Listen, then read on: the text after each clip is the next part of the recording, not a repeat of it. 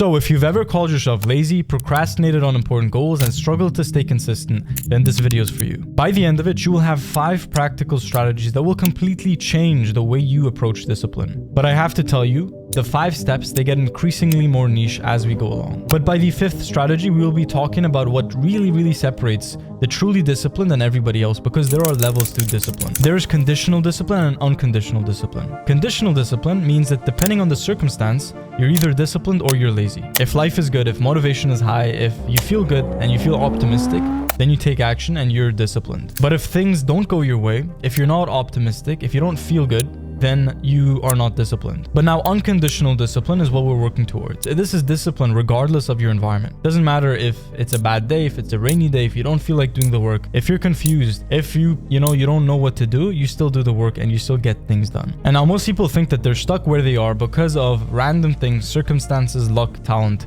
but it's just because of discipline and identity. So this video is going to help you reach the top 1% discipline. So take notes, because information without implementation is just productive procrastination. So take notes and make sure to apply everything I say in this video. Step number 1, master these small promises. So small promises are the most important thing when it comes to being disciplined, because promises create self-trust and your identity shapes your actions. So think about this. If I make 5 promises to myself and I break every single one of them, by the time I tell myself I want to be a millionaire, I want to be successful, do you think my brain is going to trust me? Probably not, right? If you had a friend and every single time that friend told you they would show up at 7, they show up at 8. Every time that friend told you they would do something and they didn't do it. That friend would tell you about all the goals that they had, but they never took any action. If that same friend tells you they want to be successful, you probably wouldn't believe them. And the only thing here, the only key ingredient is just self-trust. Now, self-trust is built through promises that you consistently keep with yourself. If you say that you are going for a run, then you gotta go for a run. If you say that you're gonna start the business, you gotta start the business. If you say that you're gonna do anything, you gotta do that thing. Now, this doesn't mean that you have to consistently do things that are way out of reach, but it's more about watching what you say.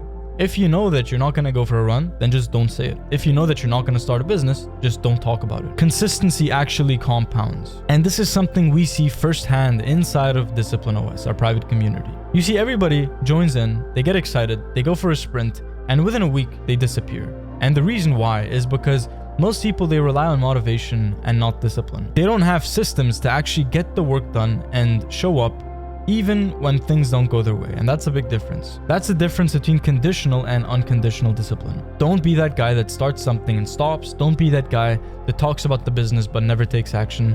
Don't be that guy who makes promises that they don't even keep. I want you to think about this. Imagine a friend who shows up on time. Anytime they say something, they do it.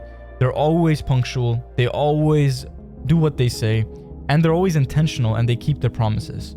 If that friend told you they want to be successful and be a millionaire and make 20K a month, would you believe them? You would believe them because they've proven time and time again that what they say is what they do. And this is subconscious self-trust that either makes you disciplined or makes you lazy and not achieve your goals. The second thing I want to talk about here is start so small that you can't justify inaction. You see, the only reason why you might not take action is because you probably have too many tasks. I remember going on a vacation, and because of that, I had so many tasks lined up waiting for me by the time I got back. And now what happened was I had so many tasks that there was so much to do that I got overwhelmed and I procrastinated. So what I did is I broke down every single task into such small steps that I couldn't not do them. And by breaking down every single thing that I had to do after the vacation that I went on, it became so clear what I had to do, what were the next steps. And as a result, I finished everything. The only reason you procrastinate is because there is confusion. There is no clarity. So you need to use systems. You need to use your pen. You need to use your paper, a journal.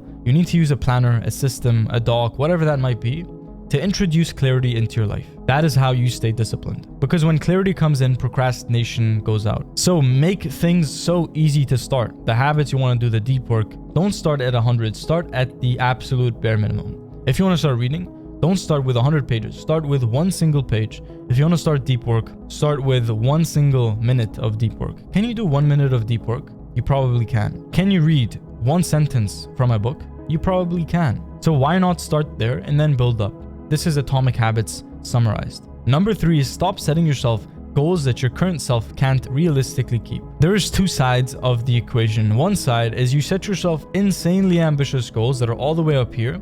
And if you aim for the stars, you might even hit the moon. Basically, by aiming really, really high, your failure becomes a success. Even the worst outcome will be better than what you usually get. But at the same time, you're not able to get to those goals, which means that your brain doesn't build that self-trust. And it kind of feels bad because you're setting all these goals, like hit 100 cold calls in a day, which is very ambitious. You might get 60, which is definitely better than your average 30, but you don't get that dopamine hit and the self-trust of, writing down something and doing it. And now the other side of the equation is you set yourself modest goals that you can keep. And the plus side to this is you're building self-trust, you're keeping promises that you make. But the downside is you don't have that added benefit of when you set very, very high goals, your baseline is high. So I think the best of both worlds is a mix. Set yourself some ambitious goals and some very attainable goals. That way you have the satisfaction of checking things off, but you also have the ambition and the drive to achieve more. So keep the promises you make yourself. This is discipline, this is self-trust, this is identity 101. You need to build that self-image through consistent repetition. Keep those promises. You start off with small promises and then you build up and build up and build up. Think about this. How can you run a successful multi-million-dollar business when you can't even sit down for 2 hours at your desk without touching your phone? Think about that. How can you achieve big things when you can't even stick to the small things? It sounds stupid, but it's actually the most logical thing there is. How can you make 50K a month if you can't even make your bed in the morning consistently? If you can't even say something simple and do it? Step number 2, join a high standards environment.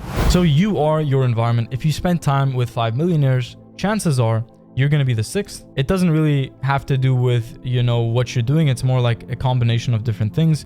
If you spend time with 5 millionaires, you might just get a contact, a really valuable contact who needs a job, who gives you a very high paying job. Just by mere knowledge and energy alone, you might make better decisions, which are going to level you up and make you the 6th millionaire. For a number of different reasons, surrounding yourself in an environment that is higher or where you want to be is going to help you get there. If you are the smartest person in the room, you're in the wrong room. You need to always change your room so that your room is way more ambitious than you are. That's how you grow pretty fast. You unconsciously adapt to the surroundings of the people around you, your environment. This is a survival mechanism initiated by your biology and brain to keep you safe. Because if you adapt to your surroundings, it's a signal for safety. So I want you to create for yourself an environment audit. Write down what are the goals and ambitions and values of the people you spend the most time with. List out the 5 people in your life that you spend the most time with on a piece of paper and write down how they think, what their goals are, and if that aligns with where you want to be. If you look at the 5 people you spend the most time with and none of them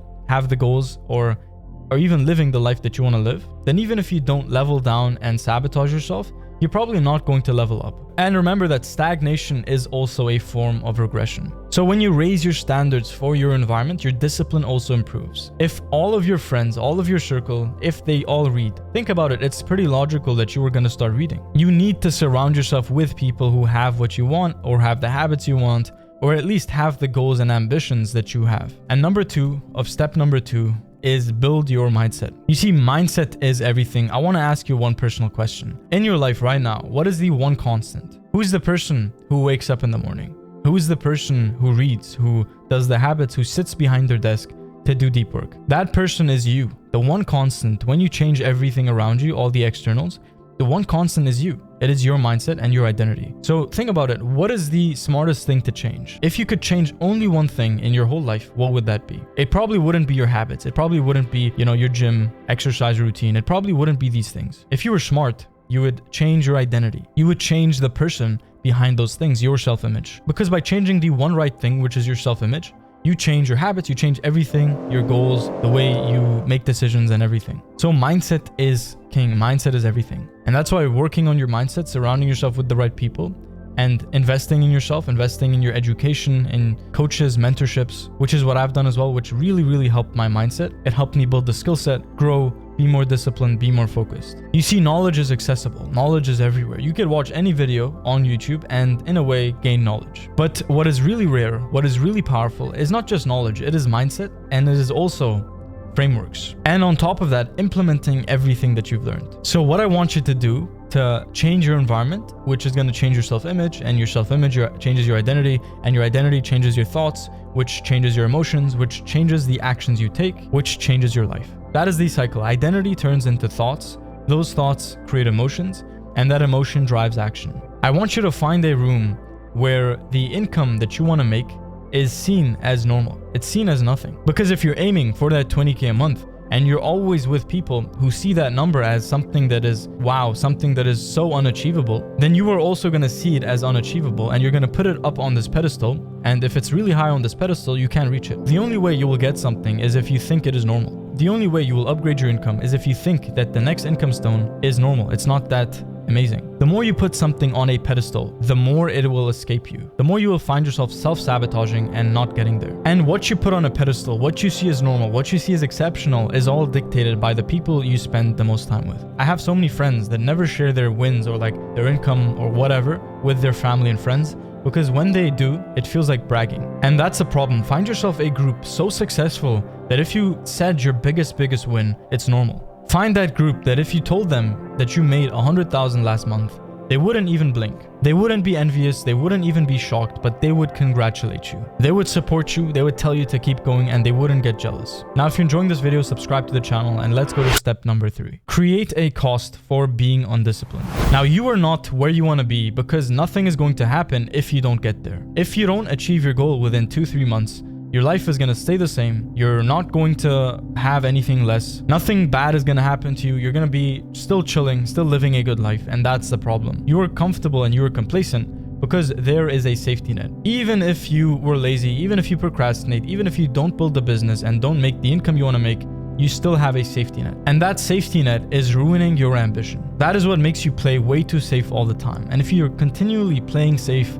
all the time, then you are not being able to take the action. You see, the one thing that really forces focus, that really forces taking action is pressure. Pressure forces focus. When you have pressure, when you have, responsibilities and obligations, and you need to make that next income bracket so you can actually support your family or so you can actually support yourself, then you are playing a different game. Then you need to succeed. You don't want to succeed. You don't think that success is a nice thing to have. It is a must-have. It is a necessity, and that is where focus comes in. Because nothing will happen if you fail. Like if you fail, the worst case scenario is that you just get a job like everybody else. You get a 9-to-5. You can always be a cashier. You can always work at the supermarket. You can always work anywhere. The job is always going to be waiting for you, but that's the problem. You have a safety net. You know that if everything goes south, then you can still live a decent life. But you need to transform your mindset and shift it so that you start seeing your goals not as a nice to have, but as a must have. Like if I don't get to my goals, if I don't make the money that I want to make, if I don't have the physique that I need to have, then my life is going to be ruined. That's how you should see your goals, not as, a nice to have, but as a absolute priority. If nothing is on the line, then you're just going to be roaming.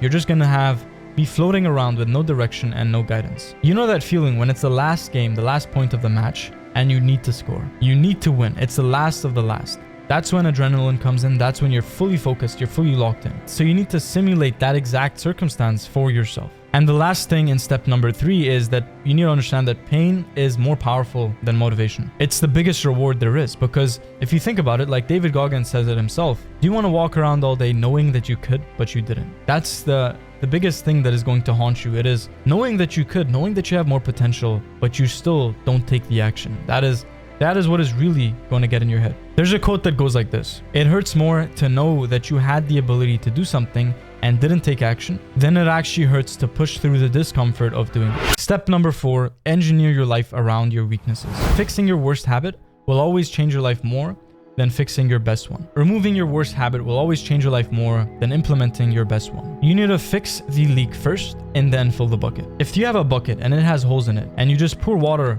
into the bucket, the more water you pour in, the more is gonna leak. So first you need to patch the bucket, fix the bucket, change the bucket, and make sure there are no leaks. And that's when you have to start working more and pouring more water. So you need to first find your leaks. Take out a notebook just like this. I'm pretty sure you already have a notebook because I asked you to before. And find your leaks and build a system around your leaks. What are your biggest weaknesses? Do you check your phone too often?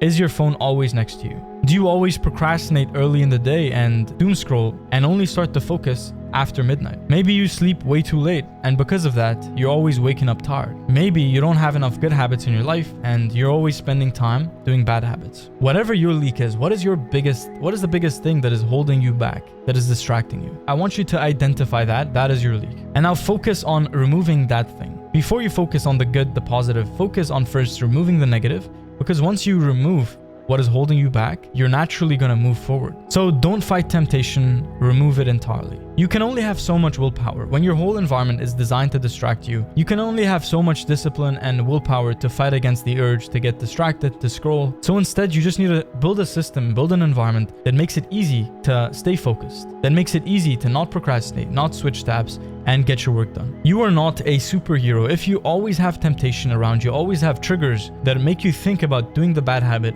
and procrastinating and wasting away your life, then it's gonna eventually turn into the action. So remove all triggers, remove all temptations, make your environment easy to succeed. So stop testing your discipline. If you have to rely on willpower every day, you've already lost. Discipline is not about willpower, it is about environment design. It is about making your identity in such a way that it is easy to do the actions you have to do. If your identity is out of alignment with procrastination, with doom scrolling, with wasting time, getting distracted, then you're not going to do those things. Now, if your identity is in full alignment with the success, the deep work, the good habits, the routines, then it's going to be much easier to do those things consistently. So fix the leaks before you try to fill the bucket. And the last thing before step number 5 is so simple. Increase friction for bad habits, reduce friction for good ones. Make the bad habits as hard to do as possible and as ugly as possible. And make the good habits as attractive as possible and as easy to do. And I say this in pretty much every one of my videos, and it's an Atomic Habits classic. But it's so true, because Netflix and doom scrolling is just one click away. But cooking a healthy meal can take up to an hour. Going to the gym can take almost 2 hours. Doing the deep work requires a lot of mental willpower because there's a lot of friction. Reduce friction between you and the good habits and the things you need to do to succeed.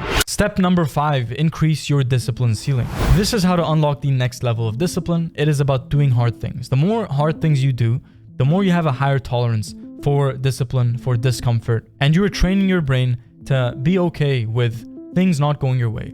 You begin to develop this character, this wisdom, this tolerance for discomfort. And that's when the challenges in your life, the obstacles, you stop seeing them as something that is negative. You start seeing them as an opportunity to grow. Your comfort zone should expand every single month. The same way a muscle is trained, you need to train your identity, you need to train your habits, you need to train what is normal for you. Because most people are too comfortable. You know, there's practically no competition in today's day and age if you want to succeed. Everybody's way too comfortable. Everybody is not putting in the work. Nobody's showing up every single day consistently. Nobody has the grit, the mindset, the consistency to do something for years. I'm only here because I've been posting on YouTube for the last 3 years of my life. Now you might see my channel, see the 137k subs, and see everything I post online and be like, oh, this guy's living a good life. But you don't see the 3 years of hard work every single day, every single night that I've put in, every single day to get here. You don't see the years of consistency without results, without progress, without making money, without anything to get here. And that's what you have to go through as well if you want to achieve success. There is no shortcut. The only shortcut is doing it for long enough to succeed. So back to the point of expanding your comfort zone, the same way you do progressive overload in the gym. You increase the weight, you increase the volume,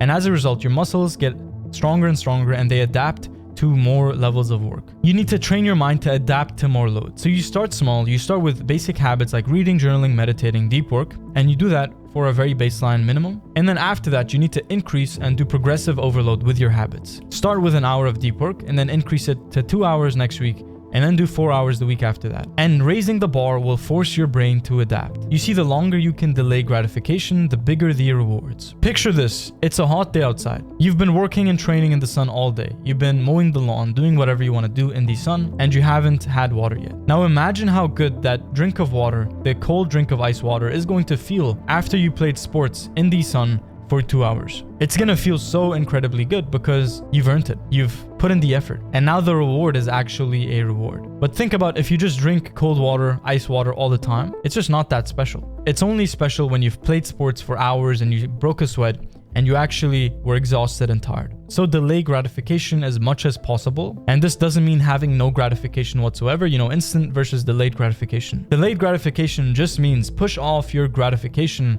as long as you can till the end of the day. Most of your rewards should be condensed towards the end of the day, and they shouldn't start at the start of the day at the beginning. So you need to train your mind to understand that You start off your day and you do the hard work, you show up, you go to the gym, you work hard, even harder, and you put in all this effort. And then at the end of the day, you get the reward. So discipline is built over time in reps. Every single rep builds 1% of discipline. And slowly your baseline for how disciplined, how productive, and how consistent you are goes up. Now that I gave you all of these steps to become disciplined, even if you're lazy, there are more advanced systems and the accountability and the guidance that you get by joining our school community, Discipline OS. If you're just tired of procrastination, of not being focused, of getting distracted way too much, and not having a proper system around your habits, around your goals, around your routines, then it's time to finally make that change that you've always wanted to make. If you do things the same way you always have, you'll get the same result. If nothing changes, nothing changes. So join Discipline OS, link below, and change your life today. Your level of success never exceeds your level of discipline. Take care, and you got this.